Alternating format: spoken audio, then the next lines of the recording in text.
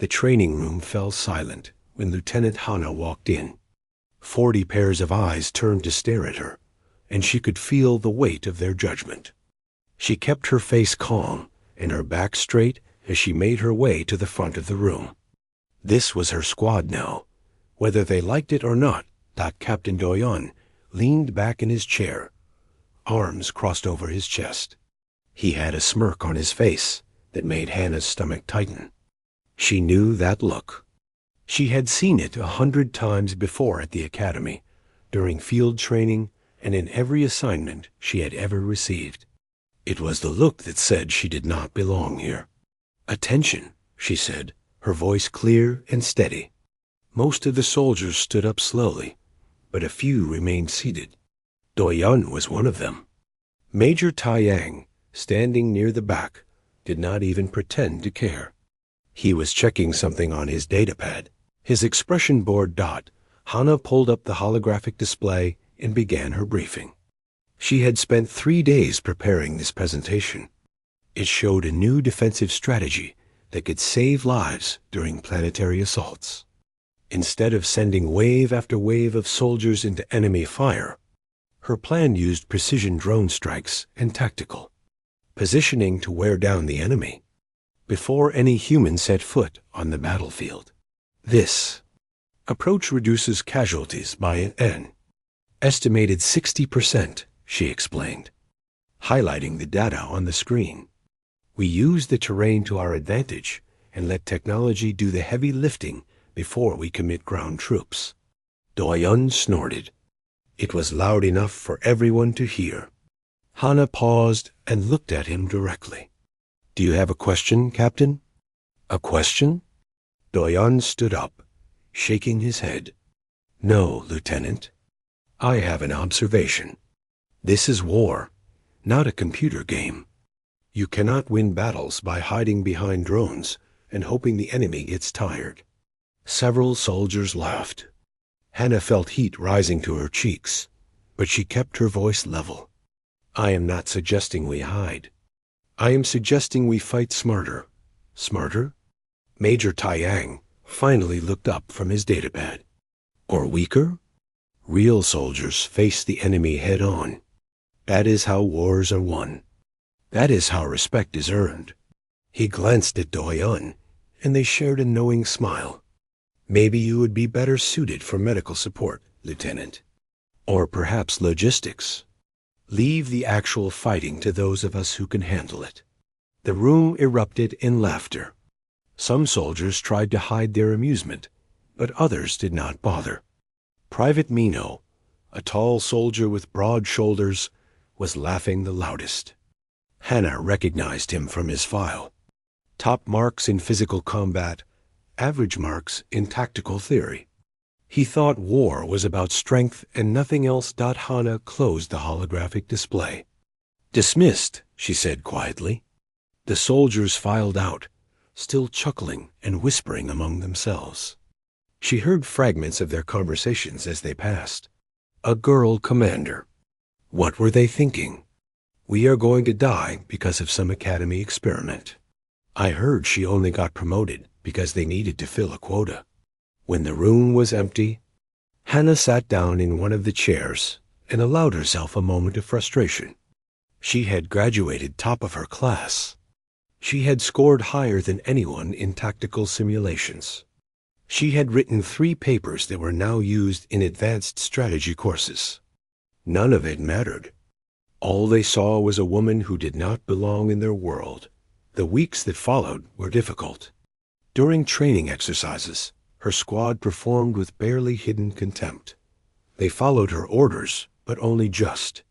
When she called for precision movements, they were sloppy. When she asked for tactical formations, they moved like they were in a parade instead of a combat situation. Doyon watched these exercises from the observation deck, always with that same smirk. Sometimes he would make comments over the radio that the whole squad could hear. "Come on, then. I know it is hard taking orders from someone who probably cannot even carry her own gear, but try to pretend you are professional soldiers." Hana never responded.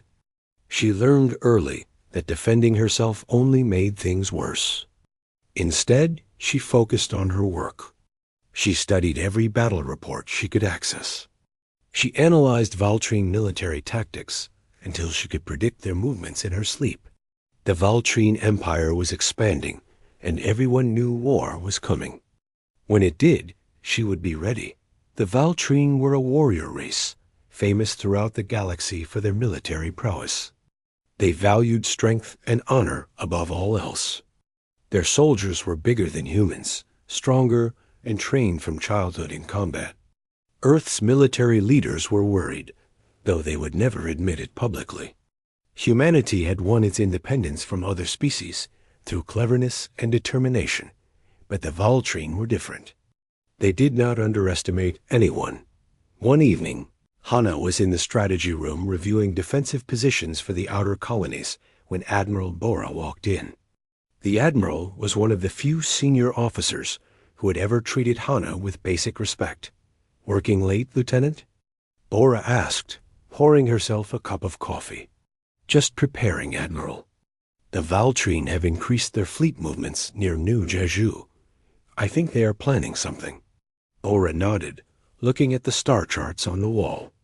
"You are probably right. And when they do attack, we need to be ready." She paused, studying Hana carefully. "I read your defensive strategy proposal. It is good. Really good. Thank you, Admiral. But you should know that General Junho and the others will never approve it. They think you are too cautious, too careful. They want overwhelming force and direct confrontation." Bora sighed. "Sometimes I think they are more worried about looking weak than about actually winning." Hana did not know what to say to that. Bora smiled sadly and patted her shoulder. "Keep preparing, Lieutenant. Your time will come. And when it does, do not hold back. Show them what you are really capable of." 2 days later, the alarms began. The Valtrine Empire had launched an assault on New Jeju. It was a farming colony with minimal defenses, home to 3 million civilians. Every available unit was ordered to deploy immediately. Hana's squad was assigned to rear support. While the main forces engaged the Valtrine directly, she was told to protect the supply lines and wait for further orders. It was a safe position, far from the actual fighting. Everyone knew it was because they did not trust her with real combat dock. As Hana boarded the transport ship with her squad, she saw Doyan and Major Taiyang heading to the frontline dropships. Taiyang caught her eye and gave her a mock salute. "Try not to mess up the supply deliveries, Lieutenant. We will win this war while you play it safe." Minho and several other soldiers laughed as they secured their gear. Hana said nothing. She strapped herself into her seat and closed her eyes, running through tactical scenarios in her mind. Something about this situation felt wrong. The Valtrine were too organized, too prepared. This was not a random attack. This was the beginning of something much bigger, and she had a terrible feeling that Taiyang's conventional tactics were going to get a lot of people killed. The first reports from New Jeju were optimistic. Major Taiyang's forces had landed without resistance and were advancing toward the capital city.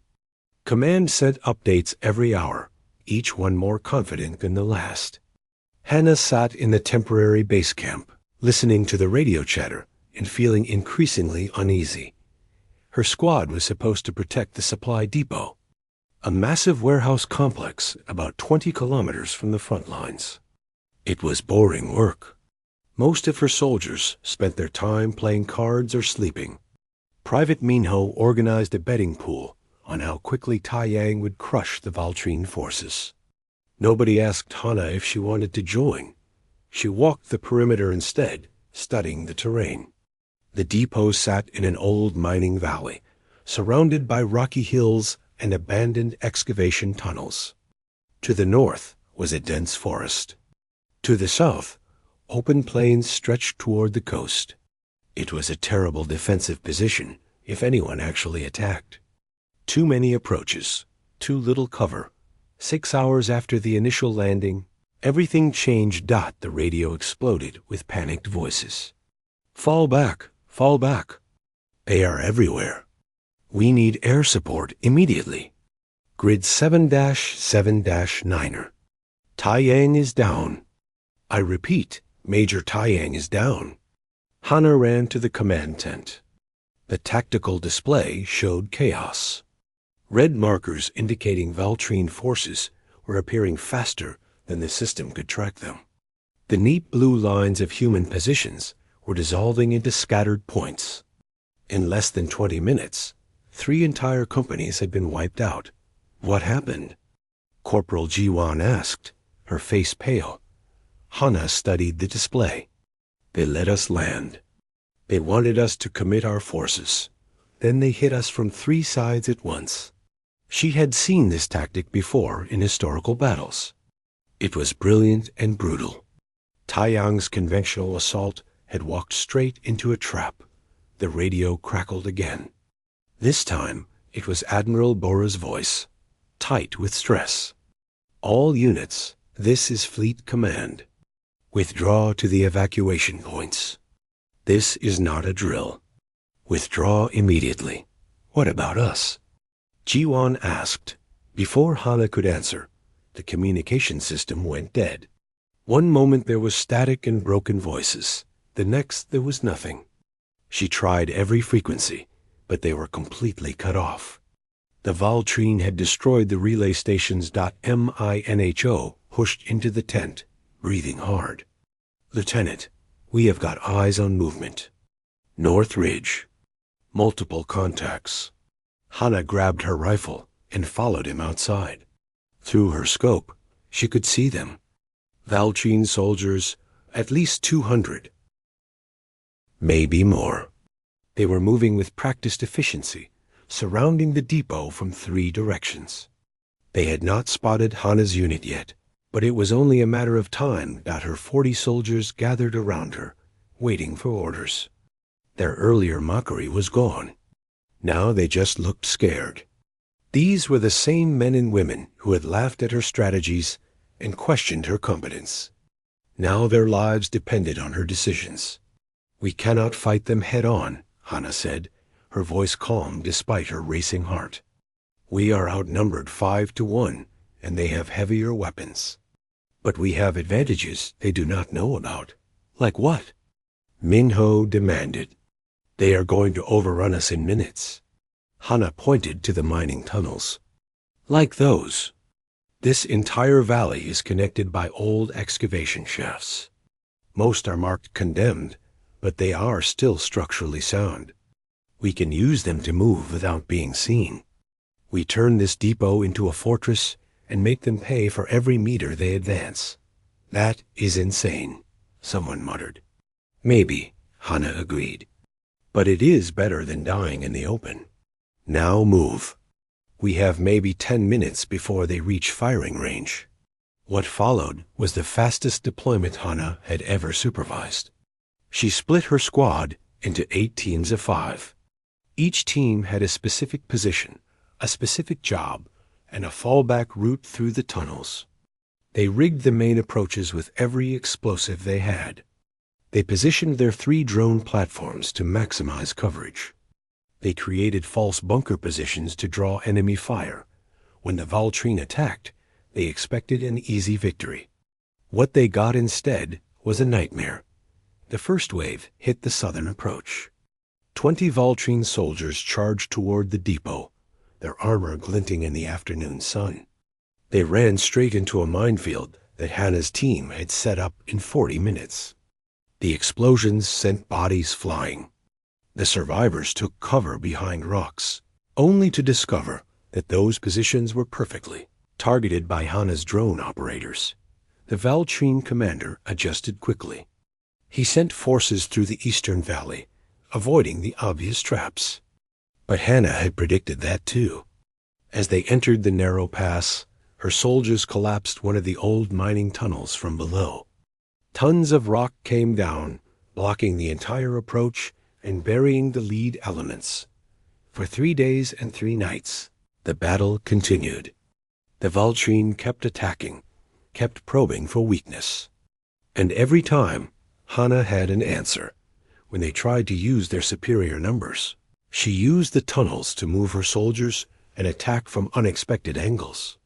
When they brought up heavy weapons, she sent drones to destroy their ammunition supplies. When they tried to starve her out, she revealed that the depot had enough food and water for 3 months. Her squad fought like demons. Jiwon became a master at setting ambushes. Minho, despite his earlier mockery, followed Hana's orders without question. Even the soldiers who had laughed at her tactics now executed them with precision.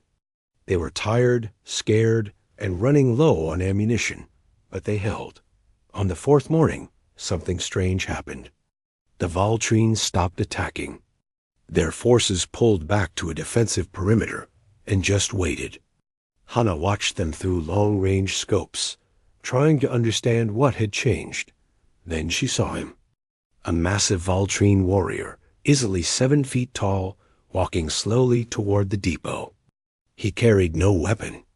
Behind him, a smaller figure carried a white banner. It was a request for parley. "What do we do?" Ji-woo whispered. Hana checked her rifle one more time. "We talk, but keep everyone on alert. This could be a trick." She walked out to meet them, her heart pounding. The huge Valtrine studied her with intelligent eyes. When he spoke, his voice was deep and measured. "I am War Master Krell of the Valtrine 3rd Fleet. You have fought well, human. Better than we expected. Tell me your rank and name." "Lieutenant Hana, United Earth Defense Force." Krell made a sound that might have been surprise. "Lieutenant? You are not a War Master? Not even a captain?" No. He was silent for a long moment. Then he did something that shocked Hana completely. He placed his fist over his chest in what she recognized as a Valtrine salute of respect. "Then your leaders are fools, Lieutenant Hana. You have the mind of a war master. In 3 days, you have cost me 73 warriors with only 40 defenders. That is exceptional. What do you want?" Hana asked carefully. "Information. We came here expecting a swift victory. Instead, we find a commander who thinks like we do, who understands patience, deception, and terrain advantage. This changes our assessment of humanity." He paused. "Your main forces are destroyed. You cannot win. But you have earned the right to withdraw with honor. Take your soldiers and go. We will not pursue." Hana did not trust it, but she also knew they could not hold forever. "And if I refuse?" Krell almost smiled. "Then we will kill you eventually. But it will cost me another 100 warriors. I would prefer to avoid that waste. You have proven your point, Commander. I am a lieutenant." "Not to me," Krell said. Then he turned and walked away. Hana led her squad through the tunnels and into the forest. They marched for 12 hours before reaching the evacuation point. When they finally made contact with Earth forces, nobody could believe they had survived. 40 soldiers against a Valtrine battalion. It should have been impossible. As they boarded the transport ship, Minho approached Hana. His face was dirty and tired, but his eyes showed something new: respect. "Lieutenant," he said quietly, "I was wrong about you. We all were. You saved our lives." Hana nodded, too exhausted for words. But inside, she felt something shift. She had proven herself where it mattered most. On the battlefield, the news from New Jeju spread through the military like fire through dry grass. 2 divisions destroyed, thousands dead, and Major Taiyang in critical condition with injuries that would end his career. It was the worst defeat Earth forces had suffered in 20 years. The only bright spot in the entire disaster was one small unit that had somehow survived against impossible odds. "Lieutenant, Hana's 40 soldiers." Admiral Bora called. Hana to headquarters 3 days after the evacuation. The office was filled with senior officers, all of them looking uncomfortable. General Junho sat behind the main desk, his expression unreadable. Captain Doyon stood in the corner, his arms crossed and his jaw tight. "Lieutenant," Junho began carefully, "your after-action report makes for interesting reading. You held a supply depot against a Valtrine battalion for 3 days." "Yes, sir." "With 40 soldiers." "Yes, sir." Junho leaned back in his chair. "Explain how that is possible." Hana spent the next hour walking them through her tactical decisions. She showed them the terrain maps, the tunnel systems, the placement of every trap and ambush point. She explained how she had studied Valtrine combat doctrine and used their own aggressive tactics against them. Some officers nodded along. Others looked skeptical. Doyon just stared at the floor dot when she finished. Junho was quiet for a long moment. "You disobeyed standard defensive protocols." "Standard protocols would have gotten my squad killed in the first hour." "Sir, that is not your decision to make, Lieutenant." Admiral Bora cleared her throat. "With respect, General, Lieutenant Hana's decisions saved 40 lives and inflicted significant casualties on enemy forces. Every other unit in that sector was wiped out. I would say her judgment was sound." Junho did not look happy, but he nodded. "Fine. You are dismissed, Lieutenant. We will review your case and determine next steps." Hana saluted and left. As she walked down the corridor, she heard raised voices from the office behind her. She could not make out the words, but the tone was clear. They were arguing about what to do with her. The answer came 2 days later. Earth Command received an official communication from the Valtrine Empire. It was addressed to the highest levels of human leadership, and it changed everything. Hana was in the training facility when Admiral Bora found her. The Admiral's face was a mixture of emotions that Hana could not quite read. "You need to see this," Bora said. Handing her a datapad, the message was written in formal Valtrine military language, translated by the linguistics department. Hana read it 3 times to make sure she understood correctly. To the leaders of humanity.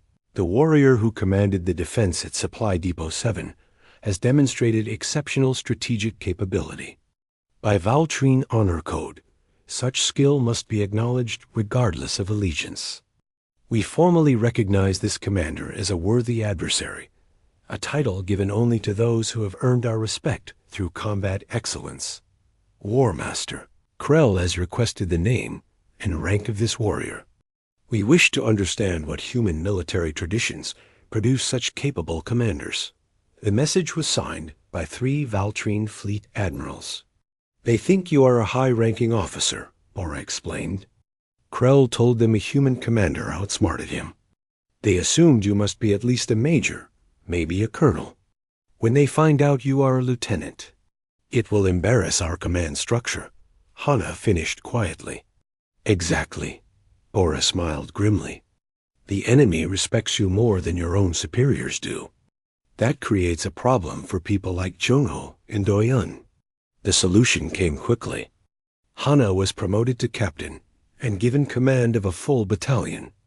The official announcement praised her tactical innovation and battlefield leadership. They even gave her a commendation medal. On paper, it looked like Earth Command was rewarding merit and skill. But Hana knew the truth. They were not promoting her because she deserved it.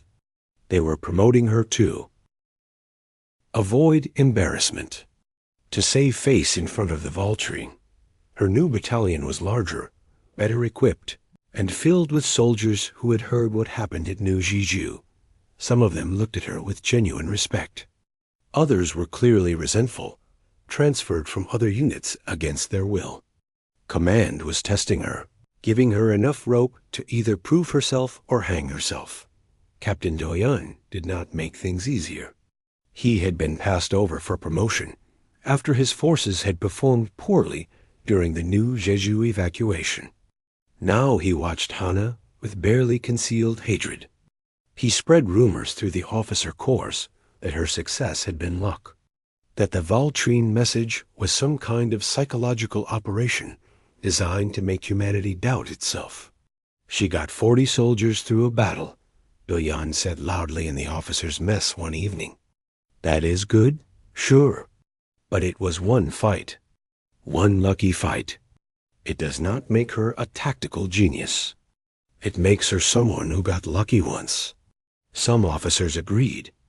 Others stayed silent.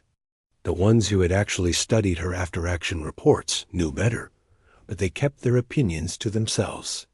Going against the prevailing sentiment could hurt their careers. Hana tried to ignore the politics and focus on her work.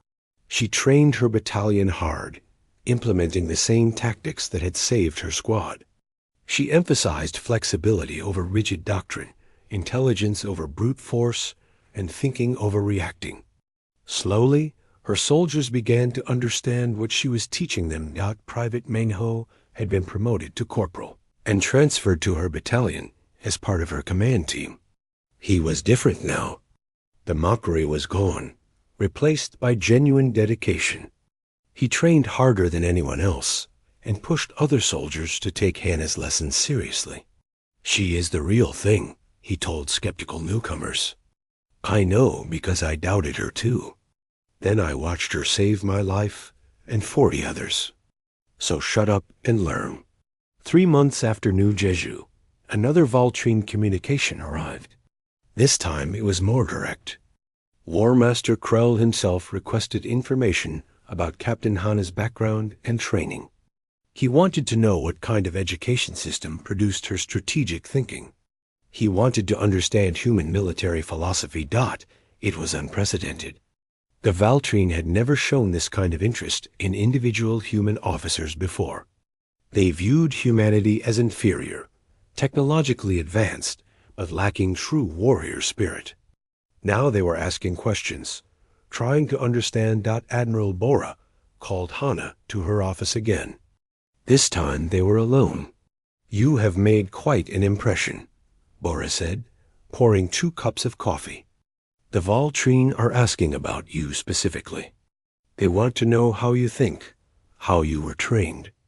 They are treating you like you are some kind of military prodigy. I am not a prodigy, Admiral. I just study and prepare. That is exactly what makes you dangerous to people like Doyan. You prove that hard work and intelligence matter more than bravado and tradition. Bora sighed. I need to warn you about something. You have made powerful people look incompetent. Junho's conventional tactics failed. Taiyang's aggressive approach got thousands killed. But your methods worked. That makes them look bad, and they will not forgive you for it. What are you saying, Admiral? I am saying watch your back, Captain. Not all enemies wear alien armor. Bora's expression was serious. The Valtrine respect you. That is good. But some of your fellow officers resent you. That is dangerous.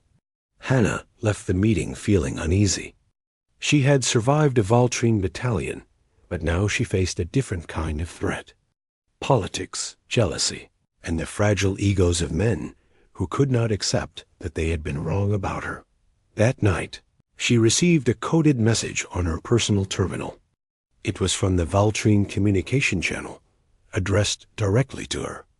She should have reported it immediately, but curiosity made her open it first. The message was simple. Captain Hana, you fight with the mind of a true warrior. When we meet again on the battlefield, it will be an honor to test my skills against yours. Until then, continue to sharpen your abilities. The galaxy needs worthy adversaries. War Master Krell Hana stared at the message for a long time. The enemy respected her. They acknowledged her skill and honored her achievements.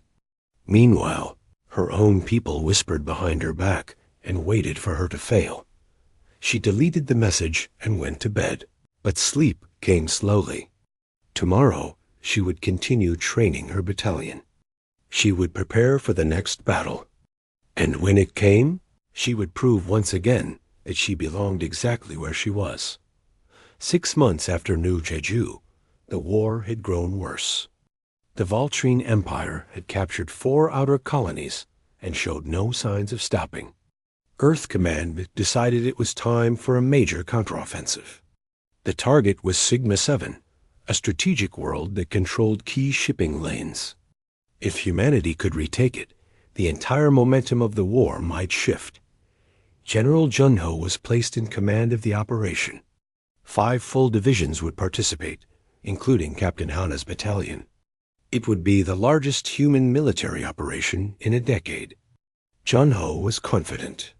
He had spent months planning every detail, consulting with his most trusted advisors. None of them were women. The pre-mission briefing took place in a massive conference room aboard the flagship. Hundreds of officers crowded in to hear the plan. Hana stood near the back, studying the tactical displays. What she saw made her stomach drop. Junho's strategy was completely conventional. Land overwhelming forces on 3 beachheads, establish forward bases, then push inland with armored columns supported by air power. It was textbook military doctrine, the kind taught in every academy. It was also exactly what the Valtrine would expect after the briefing. Hana requested a private meeting with Junho. His aide made her wait for 3 hours before finally letting her into his office. The general looked annoyed even before she started speaking. "Captain Hana, make it quick. One have 20 other meetings today." "Sir, I have concerns about the invasion plan." Junho's expression hardened. "Do you now?" "Yes, sir." "The Valtrine have studied our tactics for months. They know how we fight. This approach plays directly into their strengths. If we land where they expect us, they will have prepared defenses. We need to consider alternative strategies." "Alternative strategies," Junho repeated slowly. "Like the ones you used at New Jeju?" "Sir, those tactics worked. Against a single battalion that was not expecting resistance. Sigma 7 is defended by 3 full Valtrine divisions. We need overwhelming force, not clever tricks." He leaned forward. "I know you have a reputation now, Captain. I know the Valtrine sent you a nice message. But this is a real military operation, not a last stand at some supply depot. Leave the strategic planning to those of us with experience." Hana wanted to argue, but she could see it was pointless. Junho had made up his mind. She saluted and left. 2 days later, the invasion began. The landing was textbook perfect. All 5 divisions reached the surface without significant casualties. Junho's forces quickly established the 3 beachheads, exactly as planned. Early reports were optimistic. Command sent messages back to Earth declaring the operation a success. Then the Valtrine counterattacked. They hit the northern beachhead first. Artillery fire rained down from positions that intelligence had sworn were empty. Valtrine ground forces appeared from hidden tunnels and bunkers that had not shown up on any scan. Within hours, the entire northern division was in chaos. The eastern beachhead fared no better. Valtrine armor rolled through what was supposed to be clear terrain, attacking from angles that should have been impossible. Human air support struggled to help because the enemy had deployed advanced jamming equipment.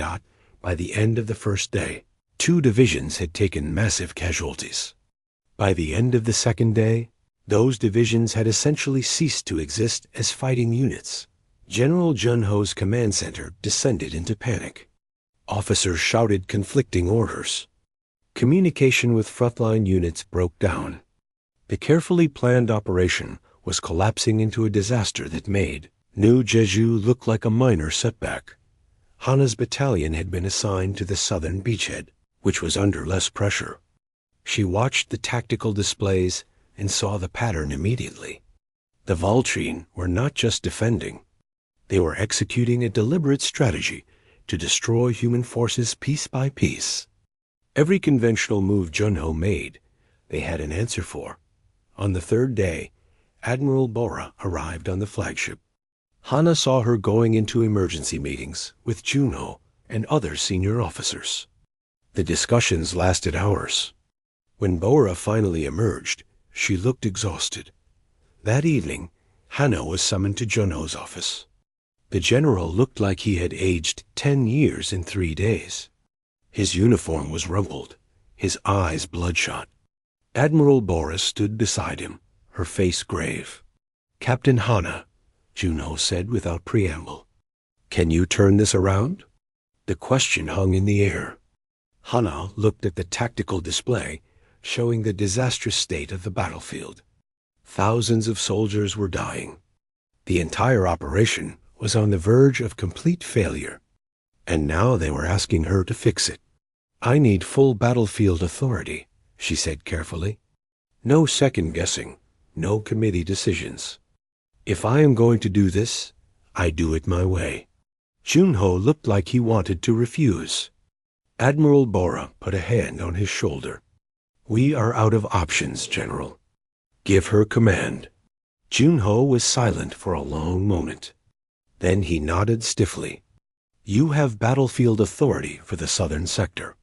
Do not make me regret this." Hana immediately reorganized her approach. Instead of conventional attacks, she would force the Valtrine to fight on human terms. She pulled back her forces from exposed positions and consolidated them in defensible terrain. She used drones and long-range reconnaissance to map enemy positions, then hit them with precision strikes instead of frontal assaults. Most controversially, she opened an unauthorized communication channel directly to the Valtrine command.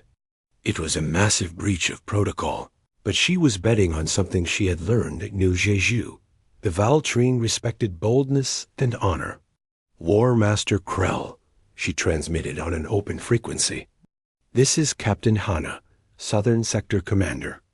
I propose a test of strategy. Your best battalion against mine. No reinforcements, no orbital support. Pure tactical combat.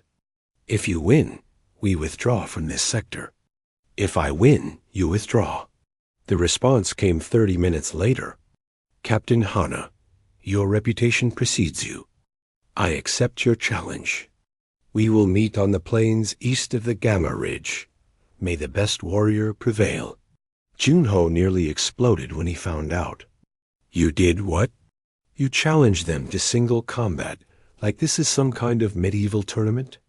"I challenge them to the kind of fight they respect," Hana replied calmly. "And it keeps them from reinforcing their other positions while we deal with this one battalion." Admiral Bora actually smiled. "It is insane, but it might work."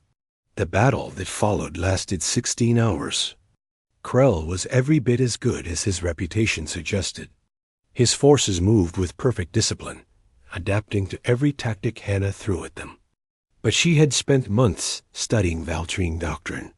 She knew how they thought, how they reacted, how they valued honor and direct engagement.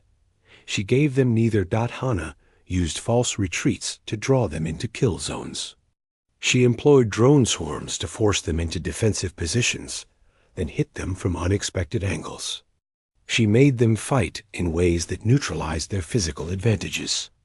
Every time Krell adjusted his tactics, Hana was already 2 steps ahead. Finally, after hours of brutal fighting, Krell's forces withdrew to a defensive position. Hana's battalion had them surrounded, but she did not press the attack. Instead, she transmitted another message. "War Master Krell, you have fought with honor. Your warriors are skilled and brave. But today, humanity has proven we can match you in strategy. You acknowledge this?" The response came slowly. "I acknowledge it, Captain Hana. You have won this engagement. We will withdraw as agreed." But then something unexpected happened. As Krell's forces pulled back, their lead squad approached Hana's position. Her soldiers raised weapons, but the Valtrine did not attack. Instead, their commander removed his helmet and placed his fist over his chest in the Valtrine salute of respect. "Our War Master sends his regards to Commander Hana," the Valtrine officer said in careful English. "You fight with true honor.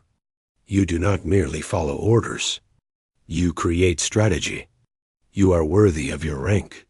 Hana returned the salute. Tell your war master that I look forward to the day when our peoples do not need to fight. The Valtrine officer smiled slightly. As do we, Commander. As do we. Word of the engagement spread quickly. Hana's victory in the south gave other human units breathing room to regroup. The Valtrine, forced to respect the terms of Krell's agreement, withdrew significant forces from the southern sector. It was not a complete victory, but it stabilized the situation and prevented total disaster. General Juno never publicly thanked her, but Admiral Bora did, privately.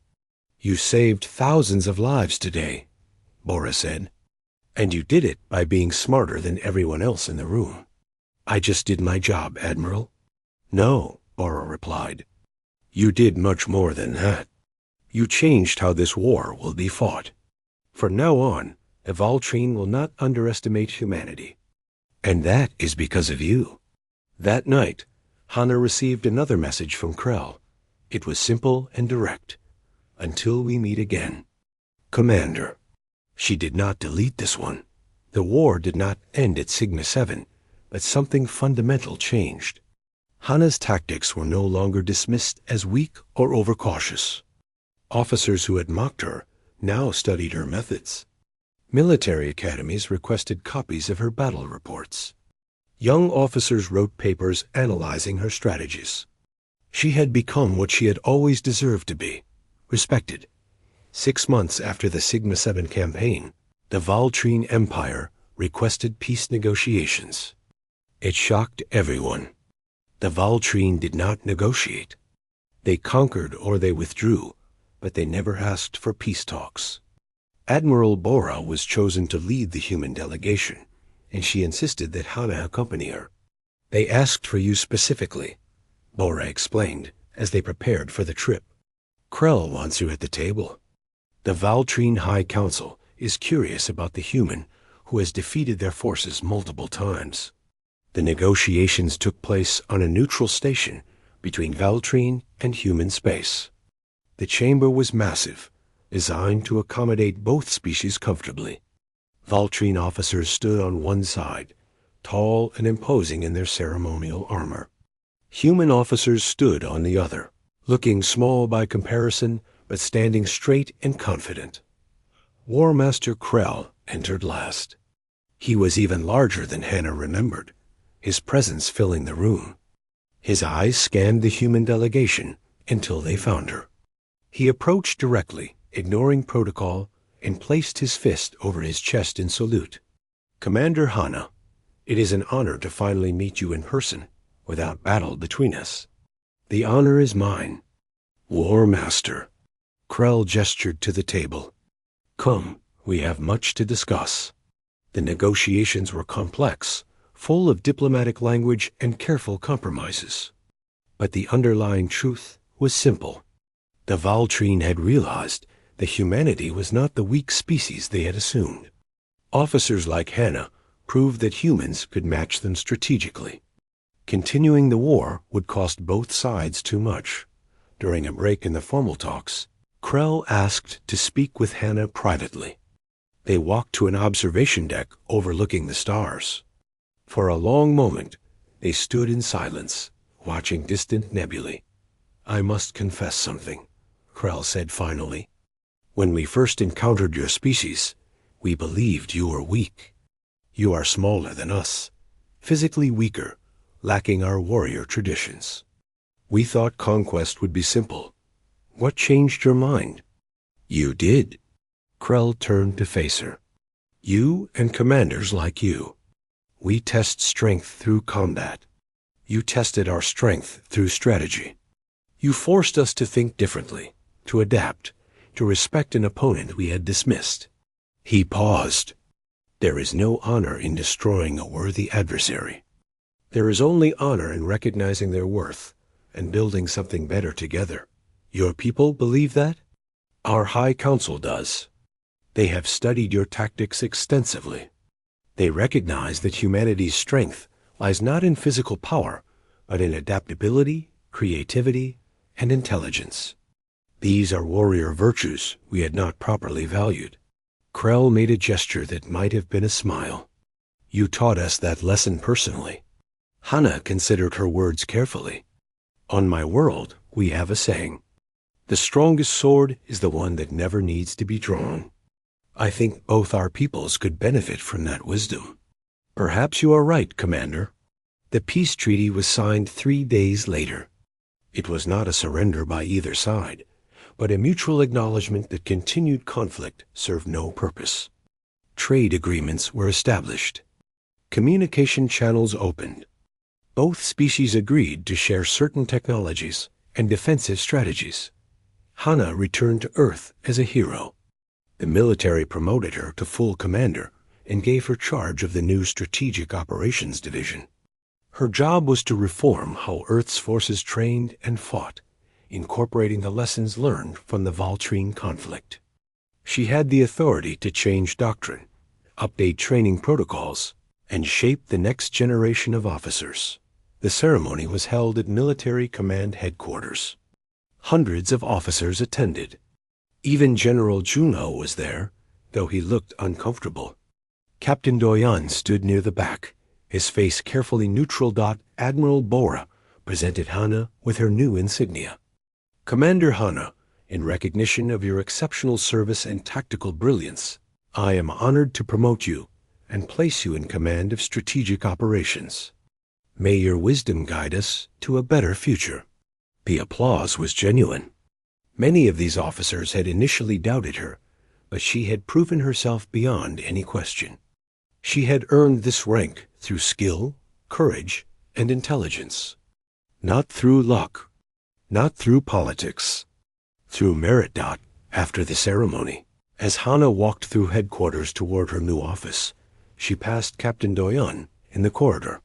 He stopped, and for a moment, they simply looked at each other. She expected anger, resentment, maybe even another insult. Instead, his shoulders sagged.